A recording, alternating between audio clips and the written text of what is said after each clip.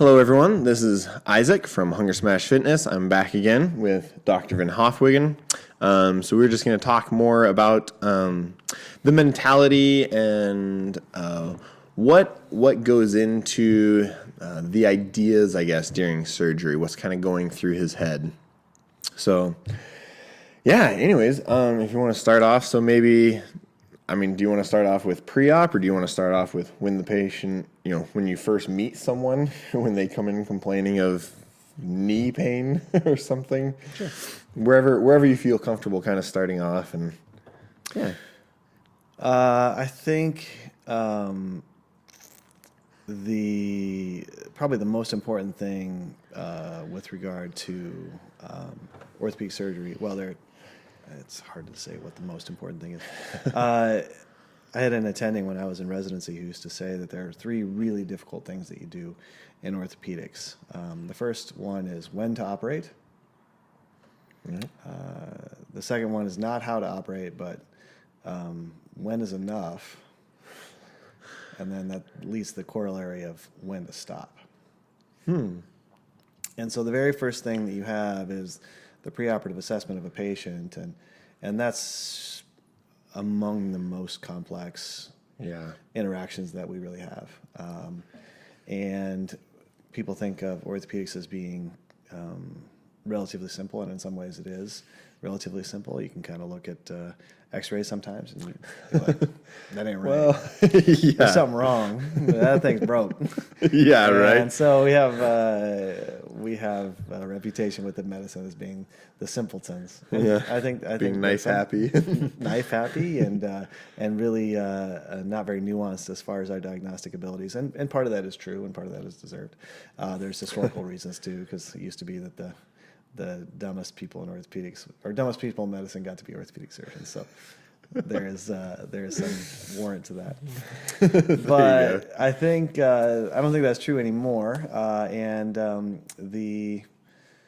think the ability to decide who's going to do well with an operation is still something that I'm learning, right? Because people can come in and you don't just treat x-rays, you treat people, but they have these rotten-looking x-rays, and they'll have bad arthritis, and they'll have a bad rotator cuff, or whatever the case may be, and you can do a perfect operation, and you can execute everything and make everything look great, and yet the patient is still unhappy.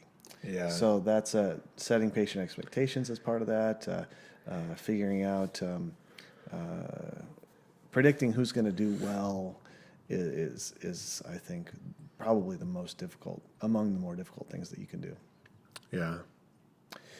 Intraoperatively, once you've made that assessment, you say, okay, this is a person that I think we can improve their structure, or replace said structure, or repair said structure, Or remove said structure. Hopefully not, but occasionally that's warranted. Then you get to the operating room itself, and hopefully you've done all your thinking before you got to the operating room. Really, I mean, you're like, okay, I know how to. I know how to do this, and basically it's just execution. Thankfully, most people reflect the textbook as far as their anatomic structures reasonably closely. Things are moved. Not everybody's the same, but well, there's a lot of factors that go into that. I mean, just off of, anyways, okay, keep going though. We'll stay on that. So then it just becomes a technical skill at that point in time. So you're just like, I'm gonna execute this the way that I know how to do it, and if I'm polished at it, then it's gonna go really well. If there's things that come up in the middle of the operation, then you gotta just make adjustments and so on and get things done. I think the main difficulties with surgery come with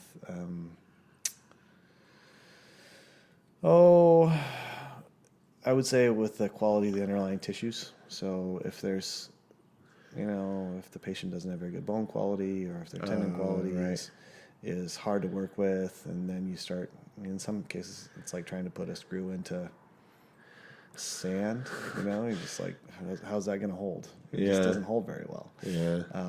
Or trying to sew tendon back down, and it's kind of like moth-eaten fabric. It just doesn't hold. So you have to be able to deal with situations like that and come up with creative ways to make things hold when they don't want to. So have you run into that a lot where you'll open someone up and just say, well, I can't do anything about this. Like, it's just, No, or, no, you okay. You can you usually plan for screen that. those Yeah, you out plan for enough. that. Yeah. Okay. Interesting. Postoperatively, I think the things that you're looking at that point in time, there's a whole series of thoughts that go into that. You think different things at different times in the post-op recovery. Ultimately, you're looking for 100% improvement, or at least what statistically the science would support as far as knee replacements or hip replacements, et cetera, et cetera. Right. Rotator cuffs. But the very first thing that you think of is chance of infection, and then you want to make sure that the wound heals appropriately, and then after that it becomes whatever structure you manipulated or changed. Then you want to make sure that that's sort of becoming functional over time. Yeah. And that's where we really employ a lot of physical therapy, and Yeah. it's kind of your world. Yeah. Yeah. It's one that I'm new at, but Yeah. I feel like I'm learning more. Yeah. So when someone post-op, what if they're not improving? How do you have any, I mean, and I know because of the vast, all the number of surgeries you can do and everything, so it's going to vary based off of the surgery, based off of the patient, and everything else too. But do you have any protocol basically that you go through where if someone is, 6 weeks out, 12 weeks out, and they're just not improving, do you go back in, or does it No. depend? Yeah, it totally depends. Yeah. I think the first thing is you have to evaluate whether what you did actually is what you think, what you think you did actually is what you did. So Yeah. then you re-image, or you, it starts with an X-ray, or you could image with an MRI, depending if it's a soft tissue procedure. Commonly, a rotator cuff. Rotator cuffs often re-tear, Yeah. relatively often, and especially depending on the size of the tear, how the tear happened, and if it's an atraumatic tear, it often will want to sort of Pull away again. re-tear. Yeah. I know. Interestingly, people still do better after an operation if they have an atraumatic tear and it gets repaired and then re-tears than Yeah. if they didn't have it at all, which I think is fascinating. But Yeah. so then the question becomes, like, if you did it right and everything looks perfect, then you go back to that preoperative evaluation. Like, Right. what is it about this patient that is maybe Not working. And is there some sort of emotional thing happening? Was there a bad patient expectation? Was there some sort of something happen? There's all kinds of reasons. Yeah. That's a pretty broad question, but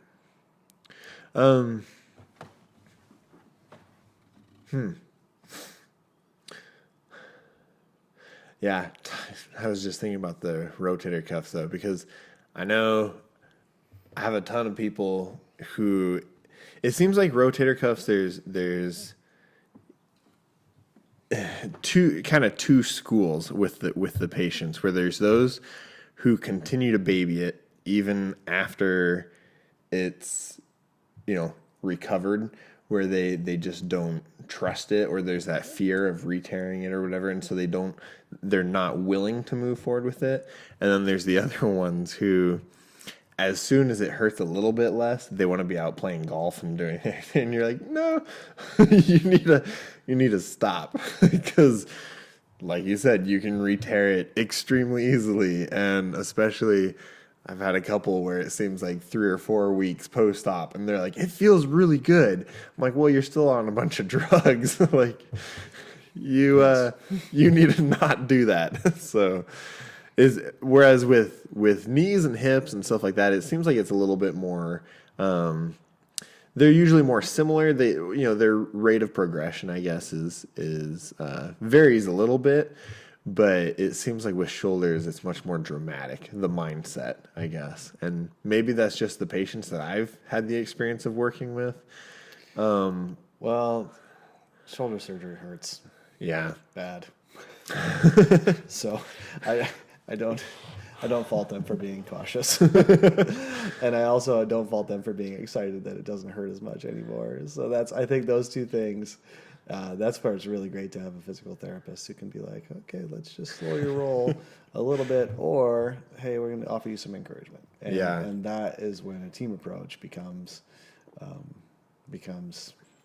very, very important. Just communicating like, okay, your recovery is due to you, but we're going to try to have multiple people telling you consistent message across time. And that's really hard. That's hard to do. Yeah. It's just interesting seeing that variation. But And I think too, the shoulders are more variable because you're working with back with the tissue. So it's a repair. You're not offering a reconstruction, which is something that's bringing in something else you're repairing the primary tissue. So you're taking the patient's tendon and putting that back in place and reattaching it to the bone. That has been torn for some reason, right? There's either a bad portion of the tendon or and there are nerves that are attached more proximally or sort of more medially. Right. And those things, it's not like you're putting dead tissue in, it's living tissue that you're repairing. So it's going to be angry. And as opposed to a knee replacement or a hip replacement,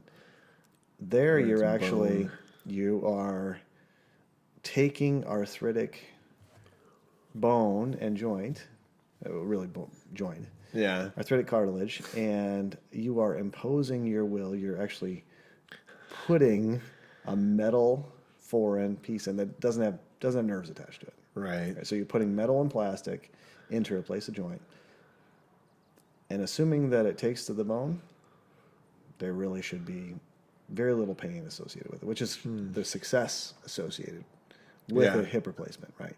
Right. So kinematically, we can make the joint move pretty similarly to a regular hip. And when it started out as miserable as it did, that represents a vast improvement. That's why we quote success rates that are in the high 90s as far as hip replacement, because it feels pretty dang good after you get done, and people love it. And then with a knee replacement, it's not quite as much, but still, upon exit from that operating room, they will have a joint that is completely different. There's no nerves attached to that metal and plastic, and the joint should hopefully function in a way that's similar enough that it will be a vast improvement over the underlying arthritis that was there. That was another question that I actually wanted to ask you, because I know seems like, especially with knee replacement surgeries, I've never actually had to have someone go back to the doctor to have it mobilized. Manipulated, yeah. But I know talking to my PT, you're strong enough to actually force it. yeah. One, he encourages me to, if they're lacking, put a little extra grease into it. They don't always agree, because they're usually awake. Sure. But usually, you can get it to keep progressing. But if they're not progressing, like if they just won't go past 90 degrees or something like that, at what point do you say, okay, we need to give you the full range of motion? Is that about 6 weeks? About 6 weeks? If you want to make that decision. Okay. So you want it, so it's fairly soon after surgery, but yes. Yeah, doesn't sound fun.